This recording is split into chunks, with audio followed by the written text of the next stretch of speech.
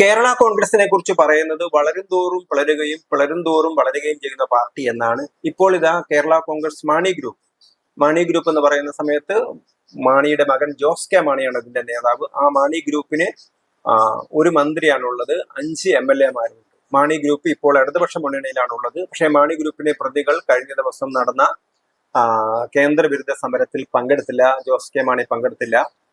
അതേപോലെ തന്നെ ജാഥ നയിക്കാനും തയ്യാറല്ല.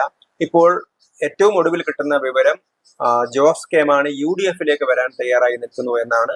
അതേ സമയത്ത് 2 MLA മാർ, റോഷി അഗസ്റ്റിനും അതുപോലെ തന്നെ പ്രമോദ് നാരായണനും, ഈ 2 MLA മാർ LDF-ൽ അടിയുറച്ചു നിൽക്കും.